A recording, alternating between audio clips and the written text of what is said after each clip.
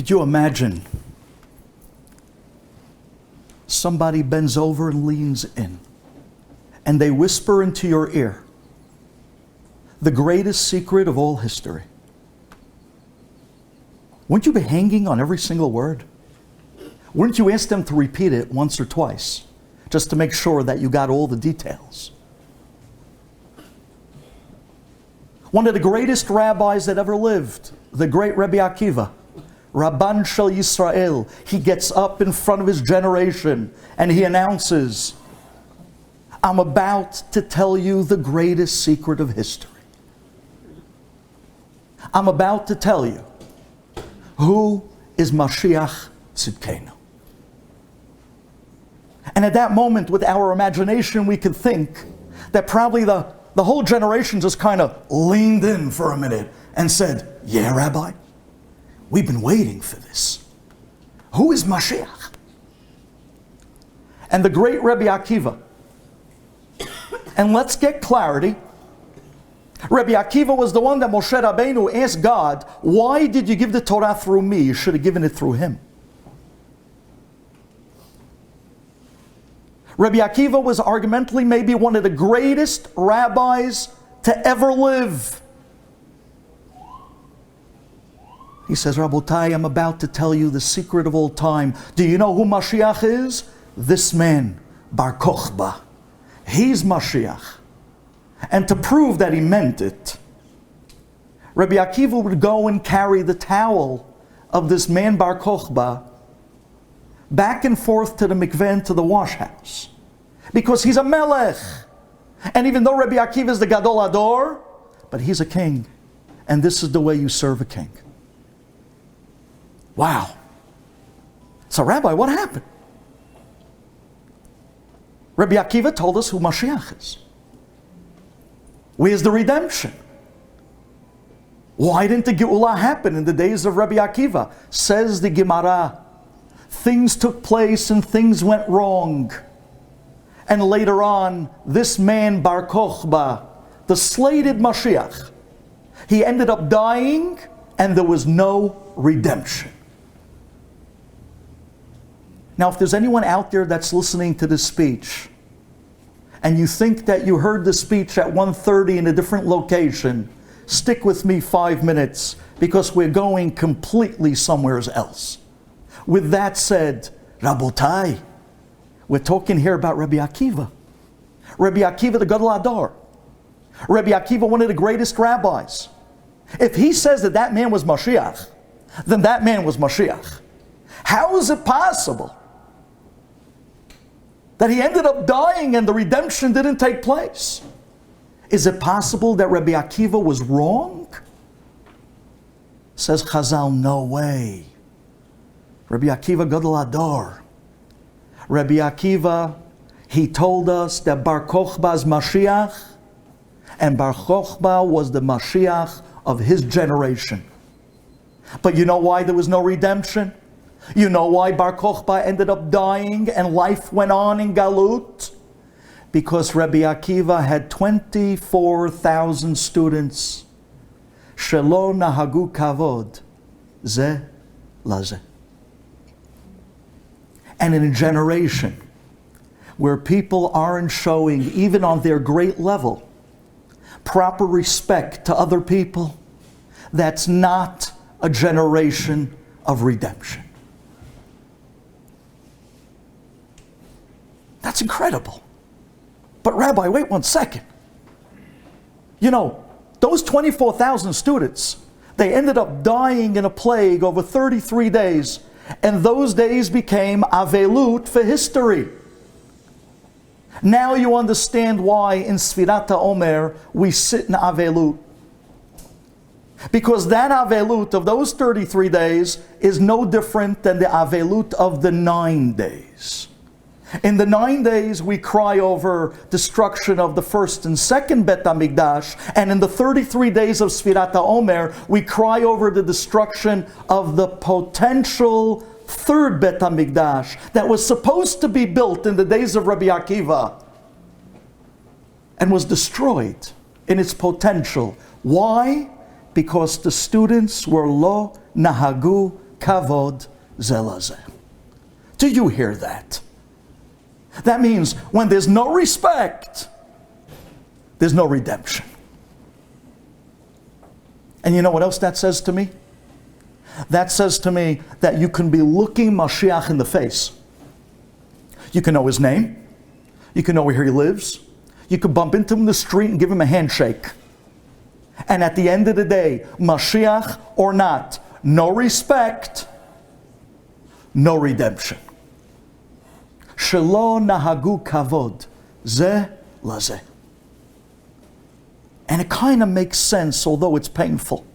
Because if the second Bet HaMikdash was destroyed because Jews did not show respect one to another, until that is fixed, there's no way that a third Bet HaMikdash can be built.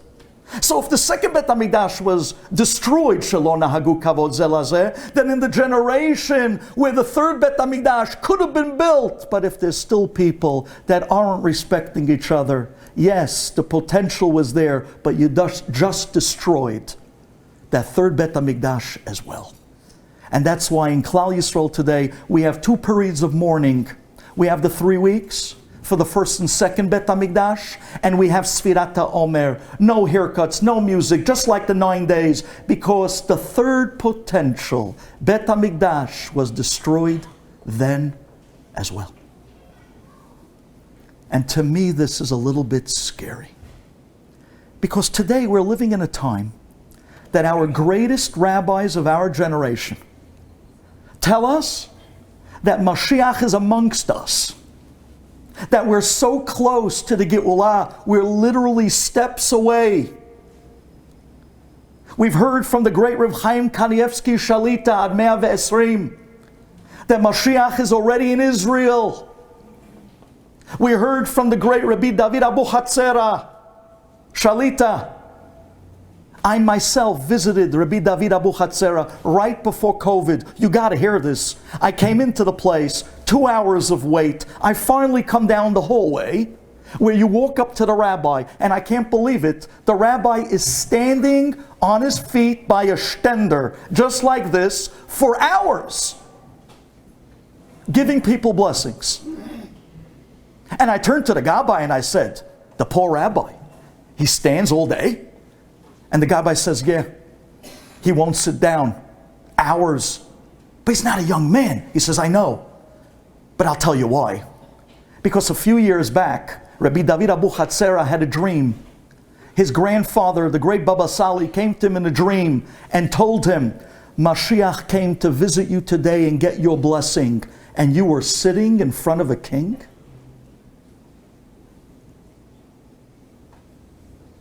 From that day on, Rabbi David Abu Hatzera stands on all Kabbalat Kahal, just in case Mashiach may come back. The rabbis are telling us that he's amongst us. The rabbis are telling us that we're that close.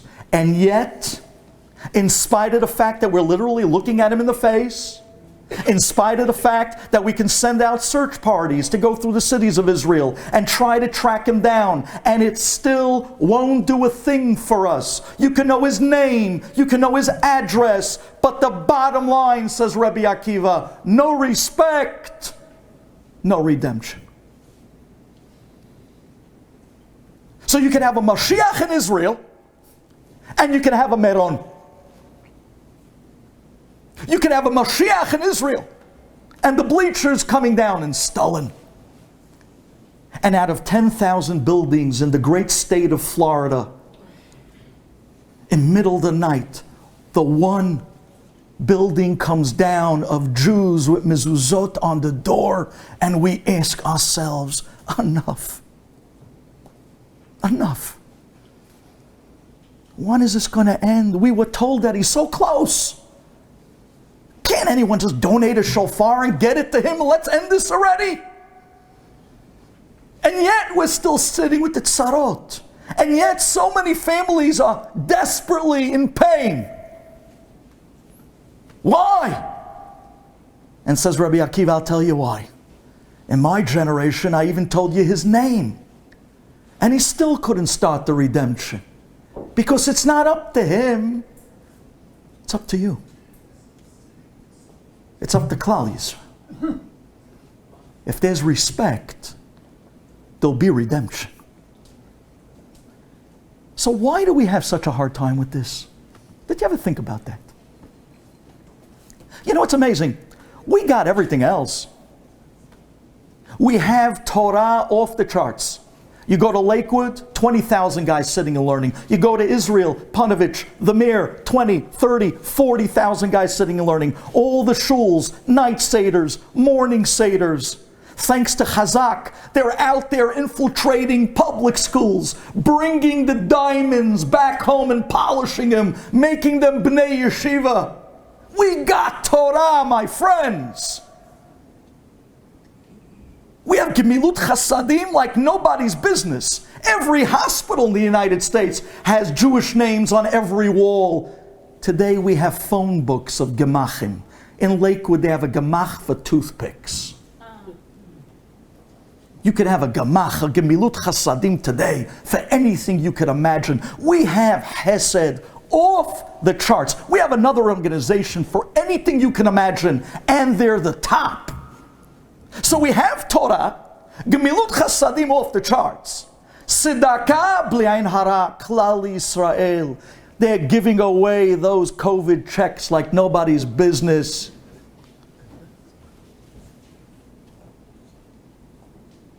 So what are we missing? Says Rabbi Akiva, you have Torah, kol hakavod, bli ayin hara, Renaissance. Gemilut chasadim, unreal. There's nobody like a Jewish heart. Tzedakah, wow, do we know how to give? The world is mesmerized by the Jewish philanthropy. But there's still one thing that we just didn't wrap our heads around. No respect, no redemption. Why is it so difficult? You know, it's not like we don't know what's needed. This was a story that was going as far back to Yosef and his brothers when they sold the brother down to Egypt. This went all the way down history and through the Galut, and we've been hearing from the rabbis, from the Rishonim and the Middle Ages up till today that this is the constant holdback of a redemption. Respect each other, live for other people, go out for another Jew. Why do we find this so hard? And I think it starts with the fact that it goes up against human nature. You see, when we come into this world for the first time, as a little baby, we're cuddly, we're cute, we're the most adorable thing that you've ever laid your eyes on, but we're also in the most selfish stage of our lives. Because when that baby wants to eat, it could be 2 o'clock in the morning, it could be 5 in the afternoon, makes no difference. Convenient, not convenient. Mom's by the doctor's office, mom's on the train, this baby wants to eat, and it won't hear no. And when the baby needs to be changed, all the more so. And when that little baby begins to start to grow, and it's a little child, what's so many little kids' first word? You ever see a bunch of little kids in Gan, they're playing with toys, and the mother runs up, no, my love, you have to share, no, don't take that toy away from the other kid. And what does the kid say for the first time? Mine, it's all about me. And although with kids it's cute, but then time goes on, and those 5-year-olds turn into 15, 20, 30, 40, 50 years old, and some people never left infancy. And they're still in that mindset that life is all about me. And they're living with this mindset that everything is about me. And with that selfish mindset, it starts bringing to all other terrible things. Because the minute this person really believes that life is about them, and then something happens that's not about them, they burst out in anger. They burst out with frustration. And then when they see that somebody else has something that they don't have, and wait, why do they have it? Life is about me, not him. There's where the jealousy sets in. And then when they start realizing that, wait one second, life is not about me, it's about you, they start to resent people, and there's the hatred. You see, this focus of me is that key of all the miserable things that keeps us in galut. It's about the anger, it's about the jealousy. The minute you drop that focus of me and you turn it to the focus of we, that's the moment that you start living for other people. Do you know what it means when you start living for other people? You start living and giving. And when the more you give people, the more you love them. And the more you love them, the more you totally sidestep any jealousy, the more you harp on their good and you don't see anymore those side issues of bad. So suddenly the sin'ah, the hatred is gone, the jealousy is gone, and you feel fulfilled and happy in your life. I'm picking up people, I'm living for people, I'm raising up people. And I want to tell you a beautiful chidush. Even if the people that you're helping out and living for don't appreciate it, it doesn't change a thing. You are still an incredible human being. You're what Hashem wanted in a Jew. Hashem does not want to redeem individuals. Hashem wants to redeem a nation. And the glue that brings our neshamot together is the love for another Jew. The minute we find that, the minute we find that respect, we find that redemption. Because we have everything else, and Mashiach is just sitting and waiting. It's God's way of saying, grow up. Infancy is long gone. Find out what life is really about. Start living for other people. Noseh be'ol im chavero. Carry people, carry their burden, step out and do for people. You know, there was a group of boys. They were on their way out of town to a wedding of a close friend, Hatan. And it was a long drive. And it turns out that because of traffic, they got there much later than expected. So now they had an issue. Do they go straight to the chuppah and make it for the Hatan, for the wedding? But they didn't pray mincha yet. So maybe they should stop off and pray with a minyan. But if they pray with the minyan, they're going to miss the chuppah. What should they do? The chuppah, the minyan. So they called their Rosh HaYeshiva. They called Reb Chaim Epstein. And they said, Rebbe, what should we do?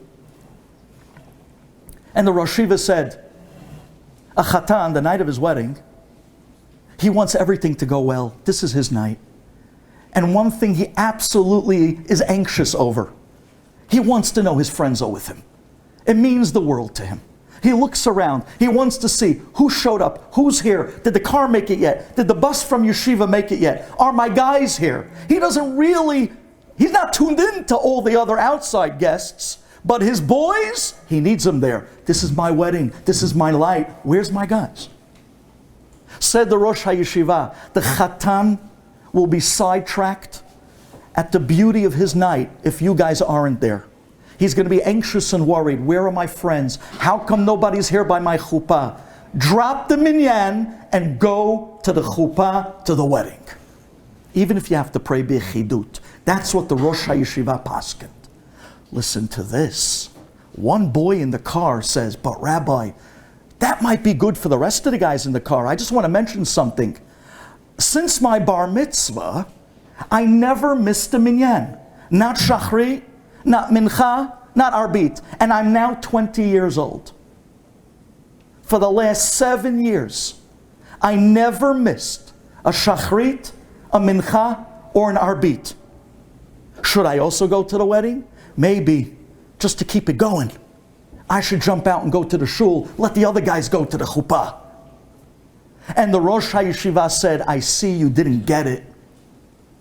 Judaism is not like sports. We don't hold of streaks. Break your streak Go to the Chatan and show your friend you're there for him. It's not about you. It's about him, bro. And that's when he woke up. And the entire car went to the Chatan, because basically what the rabbi was telling them in his psak, it's not about me. It's about living for other people.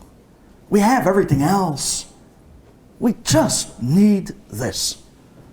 To feel a responsibility, to step out of the comfort circle of our lives and make a difference in the lives of other people. But Rabbi, maybe I don't have those gifts. It's not about gift. It's about a heartbeat that feels and is connected to another Jew. It's not about saying the right or wrong thing.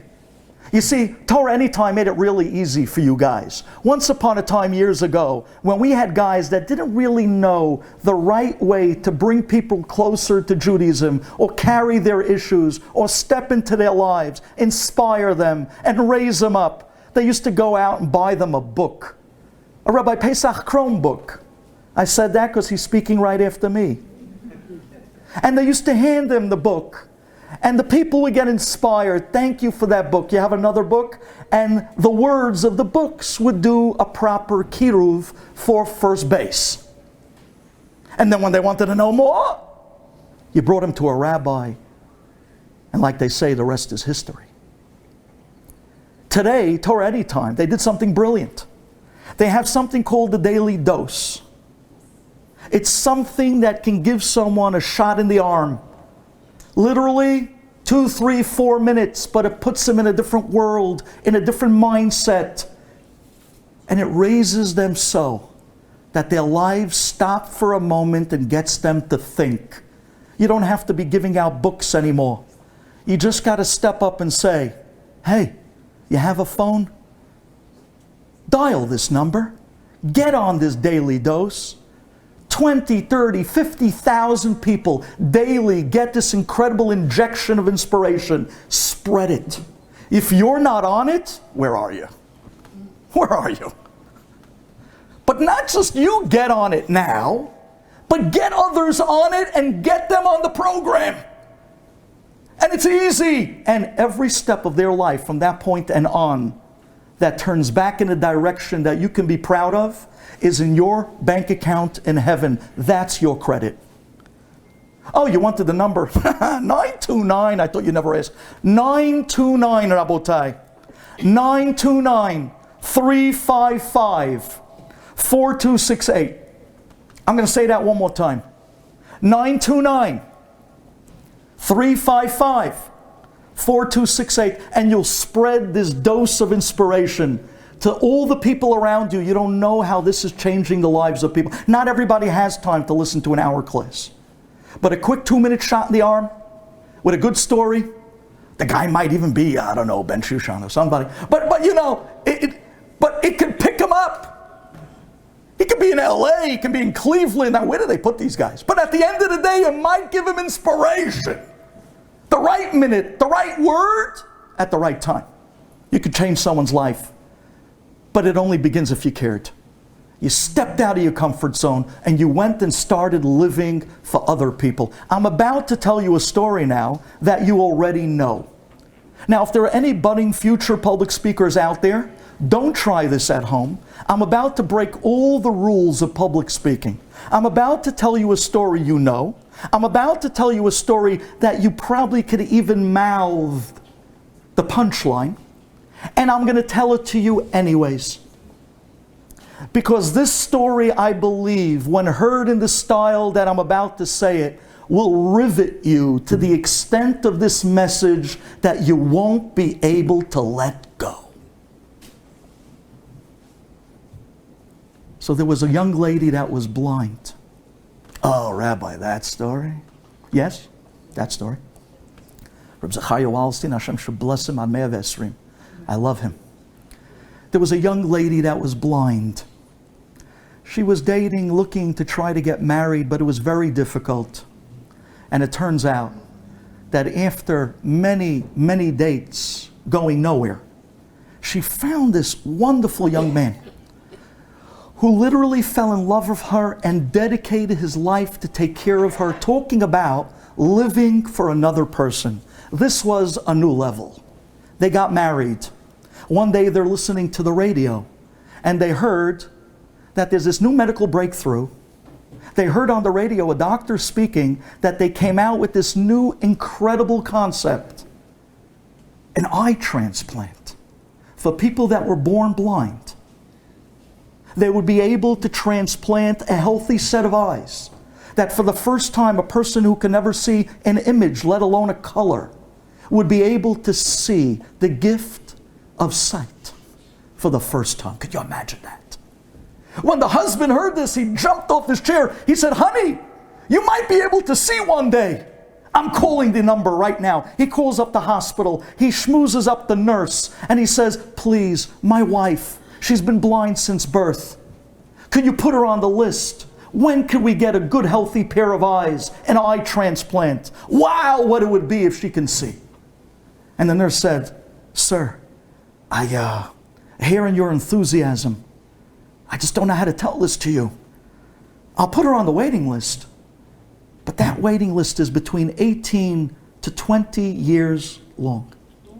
He said, what? 18 to 20 years? Come on. Come on, she wants to see now. I'm sorry, sir. He gets off the phone and he looks at his wonderful wife and he says, honey, I don't know how to tell this to you. They put you on the list, but it's about 20 years long.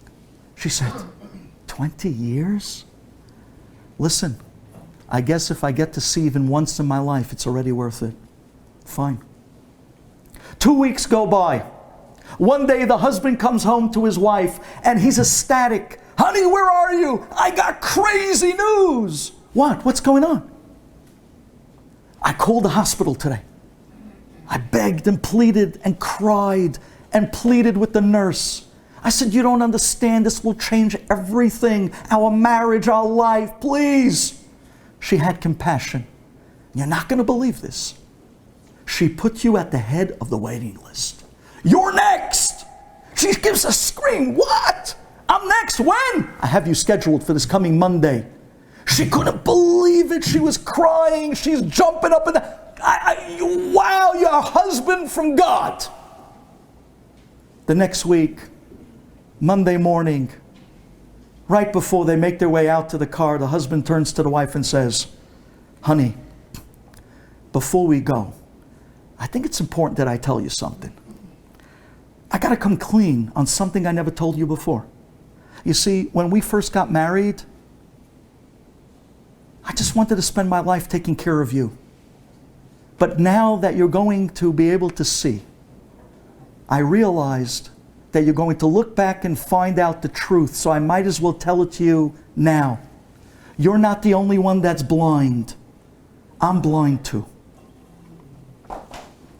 And I didn't want you to know, because when I married you, I didn't want you to feel that as if I was in the same situation.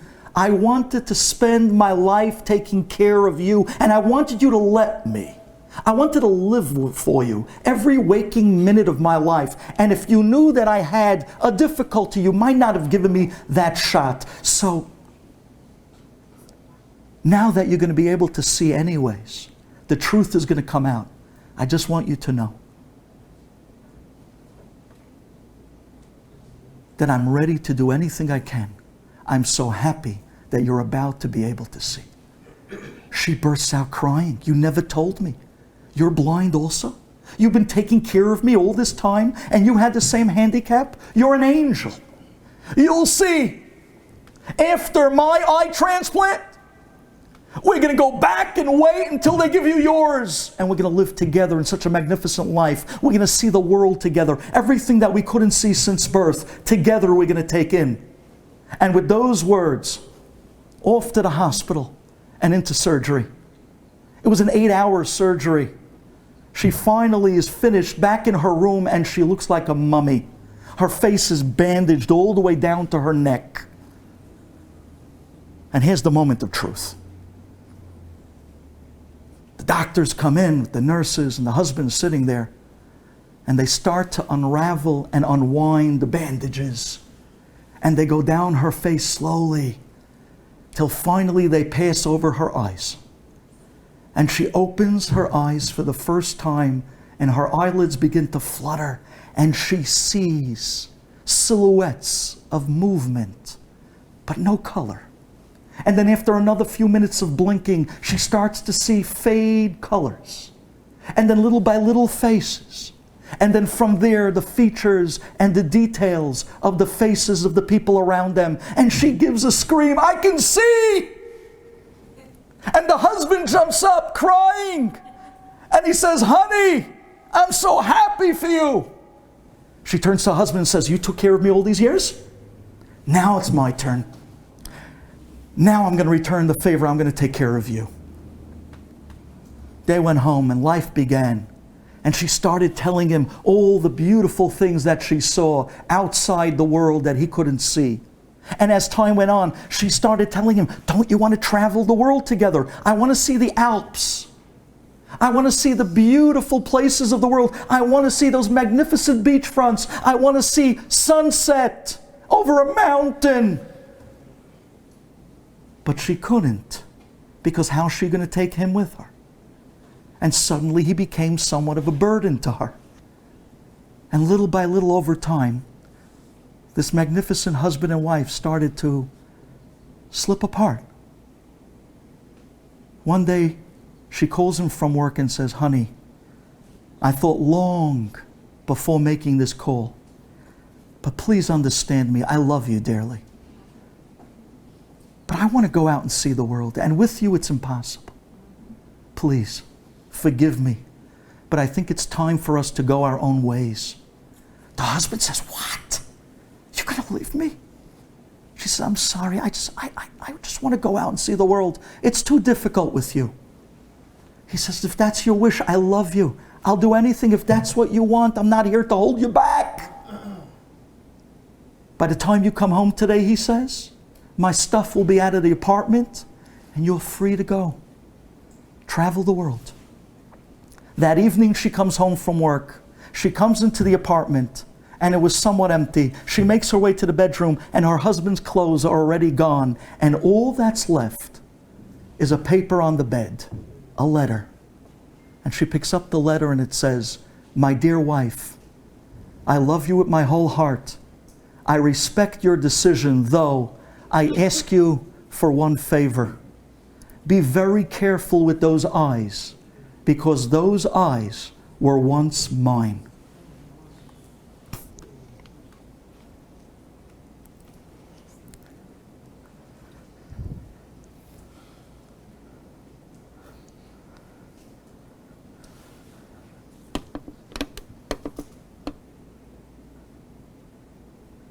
Borei Olam says, "I gave you your eyes.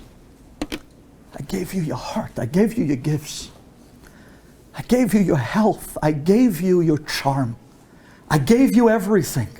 I never showed you anything else but everything for you.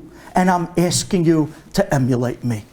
I'm asking you to stop living selfishly, to start realizing that life is not about me, but to start living for other people, to start giving to other people, to start giving heart and soul to other people so that we could finally end this. The minute you start to realize how much Hashem did for you, you could never be a person that will think that life is about me. And at that minute, whether we know the name of Mashiach or not, whether we know where he lives or not, it won't matter. Because that's the moment we found the missing link to end this. But Rabbi, before you go, you have a few minutes.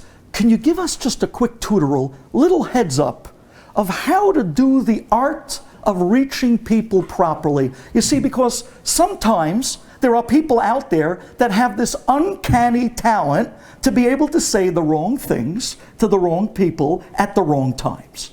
There are wonderful people out there that somehow or other have the finesse and the tact of a rhinoceros in a china closet. And although they want to help, they really do. They really have such good intentions. You know, they walk up to people and say, "Oh, I saw your kid with 2 piercings and an earring. I feel so terrible for you. How do you deal with it? You probably don't sleep at night. Such a kid, a Russia, Marusha." Whoa, whoa, whoa! I've heard people say stuff like that. But what do you mean, Rabbi? I listened to your speech. It's not about me, it's about we. We. And you said, no respect, no redemption. I'm not living for me. I went out to tell the person how much I feel for them. Do me a favor. Do me a favor. You have to be so careful the way you talk to people. Think before you talk. You think a person who didn't have children for years wants to hear your inshallah, your abalak, your mitzvah Hashem by dear? You know how hurtful it is. It comes to a point where, but what do you mean? I care for the person. If you cared for the person, you'd think twice. Says Rabbi Akiva, they know the name of Mashiach. They know where he lives. No respect, no redemption. But part of living for other people is mastering the concept of reaching other people. Do you want to hear how to reach other people? I kind of coined this. Over the years when I talk to Rebbes, I try to explain to them that the generation of today might not be the days that you grew up. Once upon a time, a Rebbe walks into a classroom, everyone would stand up, unconditional, no questions. Today, the boys want to know, why should I stand up?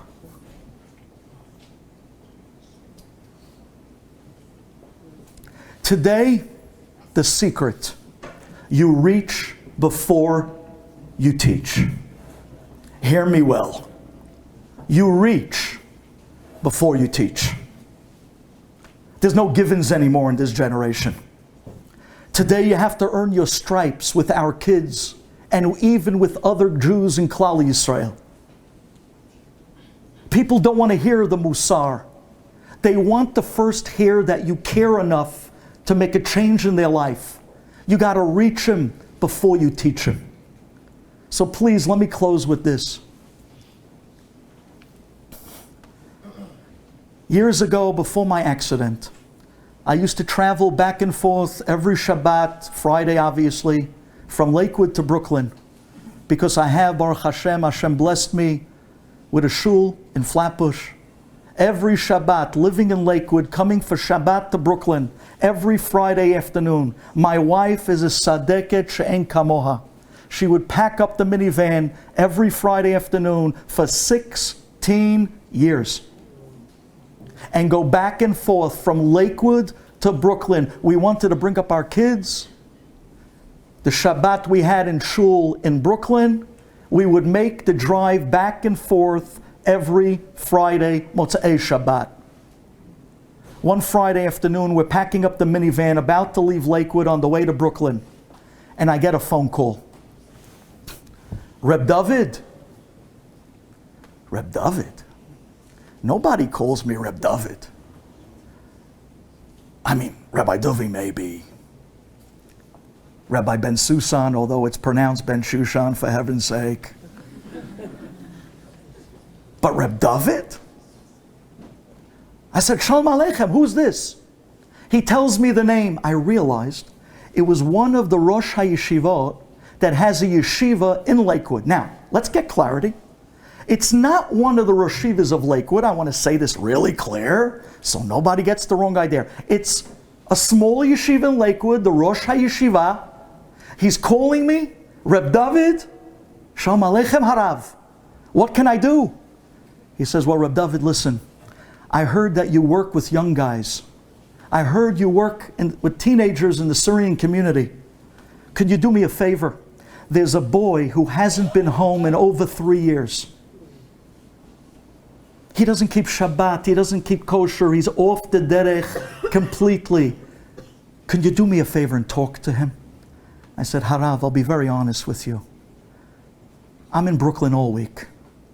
To be able to do this, you really need heart and soul, and you need follow-up and time. There's no magic tricks. You can't sit down with a boy one time and shazam, turn turn his head around. It really takes heart and soul and a lot of follow-ups. And I'm not here in Lakewood to do it. Why don't you get one of the Rabbanim in Lakewood? There's so many talented powerhouses that could work with this boy. He says, no, Reb David, I want you to do it. I said, okay, but it's going to be very hard. He says, I don't care. I tried so many different Rabbanim in Lakewood. He started telling me names and names and names. To no avail. I want you to do it. I said, but Harav, you don't understand. This is not. No matter what I said, he wouldn't take no for an answer. I just realized something. It dawned on me. I said, Rosh Yeshiva, can I ask you a question? I don't mean to be personal. Is this boy related to you? There's silence on the phone. He says, yeah. This is my son. I said, oh. Okay. I'm going to say no to a father who's crying over his son? Not this Ben Shushan, no way. Send him over. He says he'll be by your house in 10 minutes. 904 Twin Oaks Drive. 10 minutes later, there's a bang on the door. My wife says, what's going on? We're leaving. I said, just give me a few minutes. Go out to the minivan. It's all packed up with the kids. I'll be out there in a few. I just have to talk to this boy just for a few minutes. She says, I know you're a few minutes. No. Really. Seriously. Just a few minutes. She says, okay, I'll stick around. I open the door. There's a boy there standing with a heavy metal t-shirt, ripped jeans, and he has this sheepish little smile on his face. And his Neshama Tehora. And he comes walking and he says, you're the rabbi? I said, whoa, bro. Who are you calling rabbi? Easy does it. We're just here to kind of chill for a few minutes together, relax. You use the R word, easy does it. Come on in, let's sit down and chill for a few minutes. We sit down together on the couch and we start talking. I ask him, tell me, what's your passion in life? What do you love to do? And he says, I'll tell you the truth now that you asked. I love to play the saxophone. I said, really? You mean like Kenny G? Like the real? He says, yeah. I said, you're good? He says, I'm good. I said, get out. He says, no, I'm telling you, Rabbi, I'm good. I said, easy with the rabbi. He said, okay, I'm good. You good? You pick yourself up, you walk out my front door, and you go get your saxophone, and you bring it back here. I'm waiting for you now. He says, you want me to go get it and come back and play? Yeah, you heard me. I want to hear your music. Pick yourself up and get out of my house. Go get your saxophone and bring it back. He says, okay. He gets up and walks out the front door. Now, ladies and gentlemen, when it comes to the Kiruv courses of 101, I just broke all the rules. They just told you, when the kid is in your hand, never, ever let him go. No way. You'll never get another shot at him. And they're right. I said, Abba, do you want this boy?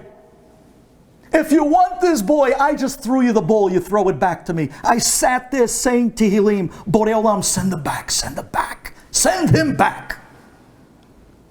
Half an hour later, there's a knock on the door.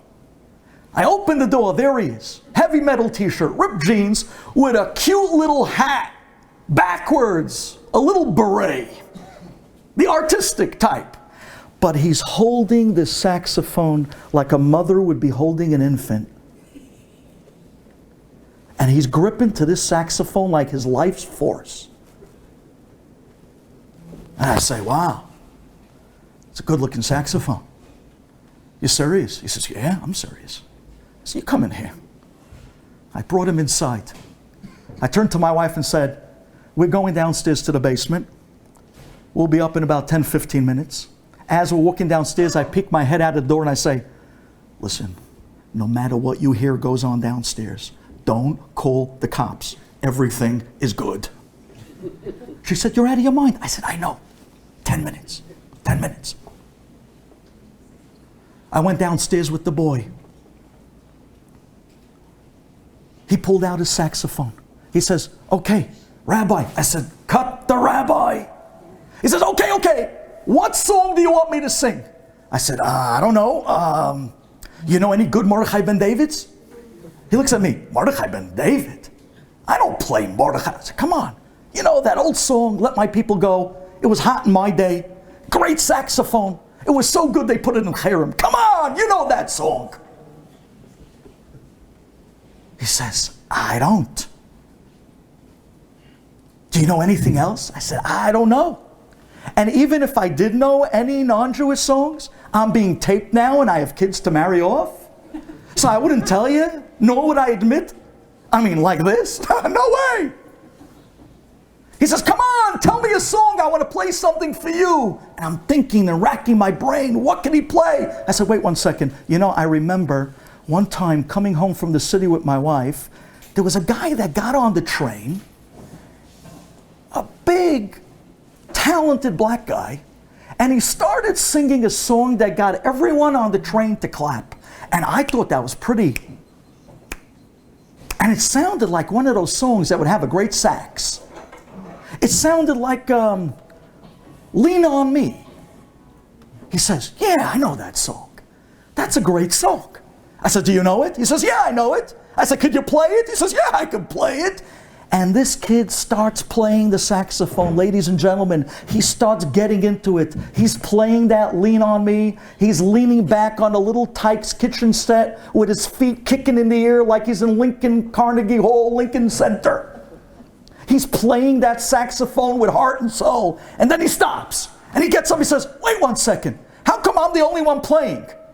You got to sing. I said, me? You want me to sing? He said, yeah, come on. I need someone to sing. I got to play. I said, you want me to sing? We speak for a living. We don't sing. He says, come on, sing. I said, I don't know. I know only the chorus. He says, go ahead. So he starts playing, and I'm singing, lean on me, lean on me. And I'm not going to go further. Lean on me, and that's it. And he's playing the saxophone, and I'm singing the chorus again and again. And he is playing with heart and soul, and I close my eyes, and I'm screaming on the top of my lungs. And then we finish jamming together. And he stands up. And he looks at me. And he walks up to me, and he gives me the biggest hug that anyone has ever hugged me in my life. And he says to me, thank you. He turns around, walks up the basement steps, and walks out the front door of the house. I come upstairs and I go out to the minivan. My wife is sitting there in the van.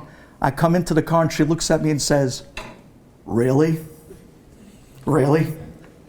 Lean on me? Really? What? Were you from the 40s? Really? Really? You're singing Lean On Me with some kid playing? Really? I said, well, whatever. We get into the car, we drive to Brooklyn. I come to my in-laws' house where we were spending Shabbat.